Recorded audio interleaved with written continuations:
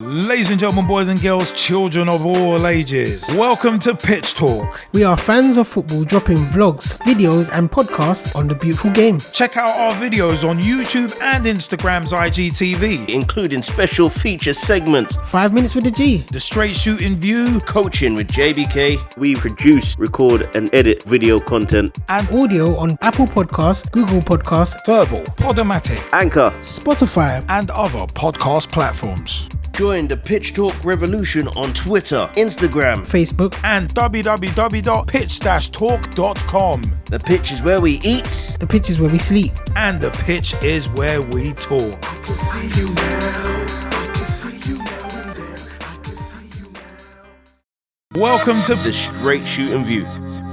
Hey everybody, what is up? My name is Straight Shootin LJA and welcome to another episode of the Straight Shootin View. Now, those of you who can see me, you see the glorious sunshine. But one thing that hasn't necessarily been a ray of sunshine is where I'm going to go with this episode. And I'll be looking at passion, pundits, and also VAR changes. So during the 2022-2023 season, we're only about 3-4 games in. But already we've seen more VAR controversy. And one of the major reasons why, pretty much the major reason why, we saw in the Man United-Liverpool match, where Man United beat us, they were the better team, they deserved it. But Marcus Rashford's goal caused a bit of controversy because of the recent rule change in regards to if it's a tight decision, benefit of the doubt is going to strikers. That's been changed for this season, and they're trying to encourage and use it to help basically allow more goals. But to me, it's muddying waters. And I'm not just saying that because Rashford's goal was the one that beat us 2-1. Not just saying that. There were a couple of goals in, Arsenal-Bournemouth that got disallowed. When you think to yourself, hold on a minute, that was exactly the same as that, but benefit of doubt wasn't given. And that is where I'm going to stick for the moment, because benefit of the doubt is one of them things where you can't just give it to one, you have to give it to all. And as I've said before about rules and incongruities with rules, let's say, and inconsistencies, it's not VAR's fault, because that video assistant referee, because the laws are open to interpretation, one video assistant ref is going to interpret things differently and interpret the law differently to another referee. And I've always said this is what happens when you've got grey areas around rules and you've got rules open to interpretation. You get different decisions based on different referees, and you get different decisions on the same things from different matches because of that.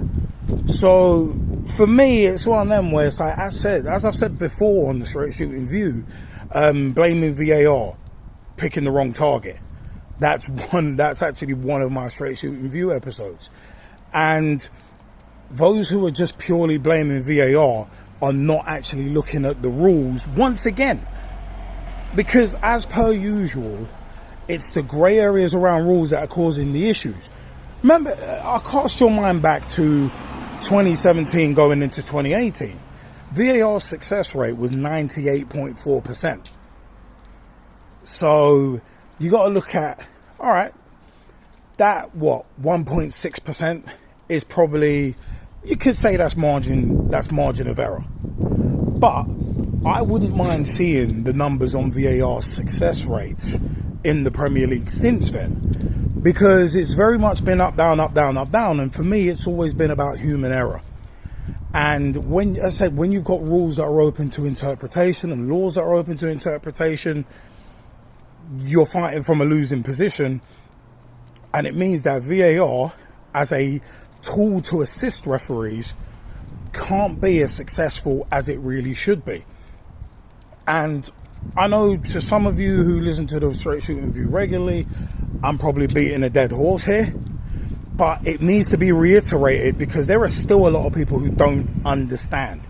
Still, there are some people who want VAR taken out of the game and saying it's ruining the passion of the game. Well, no, because when it's used properly, in certain decisions that are tight, that can't be seen in regular motion with the human eye, that's where VAR is supposed to be applied.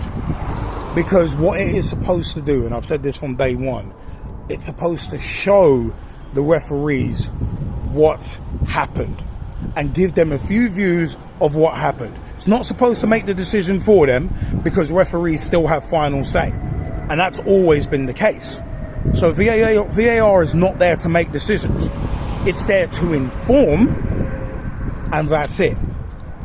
So if standard of refereeing is low, because that's another part of it as well, if standard of refereeing is low, you're going to get botched decisions. If rules are open and laws are open to interpretation, you're going to get botches. And that's what keeps happening. But because everybody keeps blaming VAR, it's deflecting from those two particular issues, in my opinion. But you know what? One other thing I did want to move on to as well, in terms of pundits / co-commentators and passion. Some say VAR has taken the passion out of the game. For me, some punditry has taken passion out of the game for me. Because look at someone like Roy Keane, for example. He annoys the hell out of me just because he comes across as really bitter. And it's like, and as I've said before, it's like, dude, after the career you've had, why do you sound so bitter? Why? Because there's no need for you to sound that bitter. So go and get laid or something. Which is where Micah Richards has been a breath of fresh air, because he seems to bring a lot of personality out of Roy Keane, which I didn't think was possible. But you can't help but love Micah Richards, because he's very entertaining in and of himself, and also he brings out the fun side of others.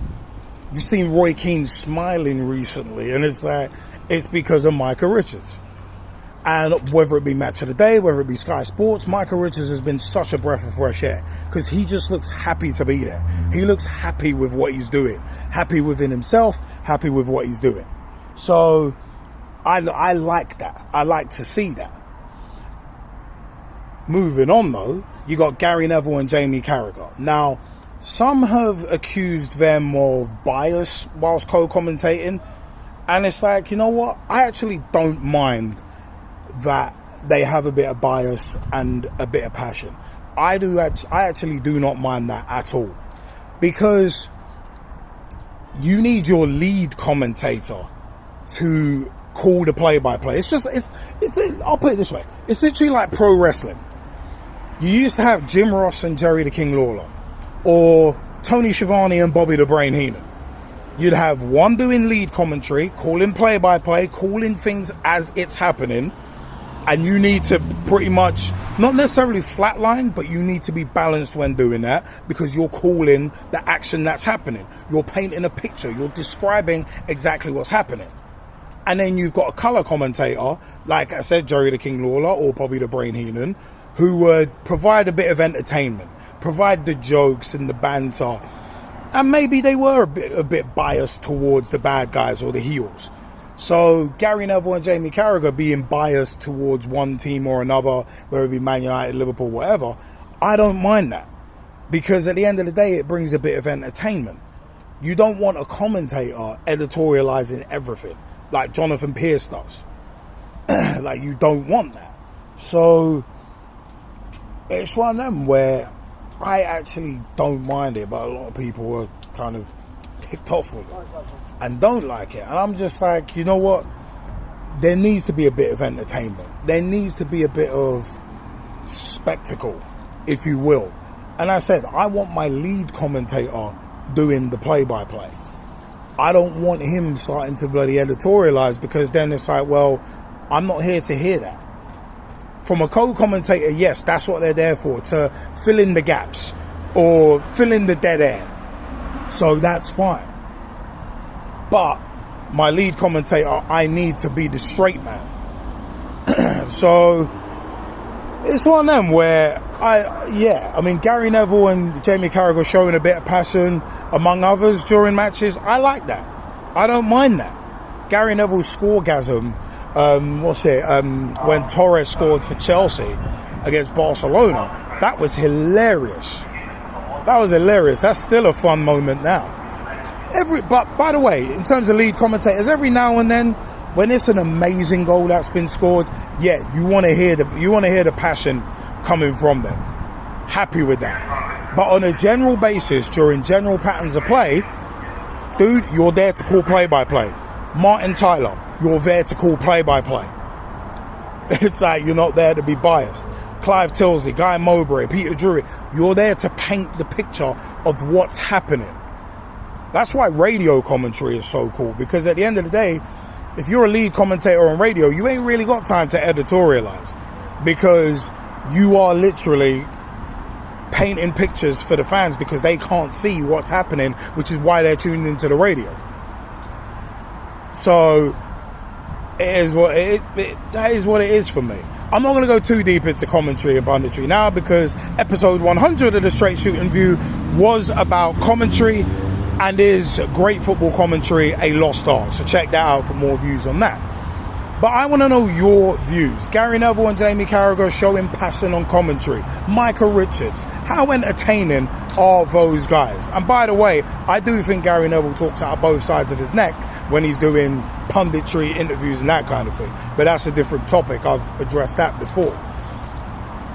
Also, as well, do you think the VAR change, the rule change, is hindering VAR and causing more problems? The change in terms of if it's a tight decision, then benefit of the doubt goes to the attacking team and the striker in terms of offsides. Do you think that's causing more problems than it solves? I have been Straight Shootin LJA, and you know what? www.pitch-talk.com is the official website. youtube.com/pitchtalk, @pitchtalk on Twitter. Tweet with us, follow us, see what we are up to. Also, facebook.com/pitchtalk, become a fan, become a friend, become a member of the group. Join the footballing revolution we're working so hard to create. We're on Reddit, @pitchtalk on Reddit, @pitchtalk on Instagram as well. We're also on TikTok, got a few little videos up there too. But you know what? It is one of them ones. You can catch our podcasts on Google Podcasts, Apple Podcasts, Verbal, VURBL, Ghana, GAANA. So many other places as well. Tune in radio, Google Podcasts, Apple Podcasts, Spotify. Wherever you pick up your podcast, you can pick us up as well. I have been Straight Shootin LJA, and I bid you, for now, farewell. Thanks for your time, peeps. Join the Pitch Talk revolution. Check out the official Pitch Talk website. www.pitch-talk.com.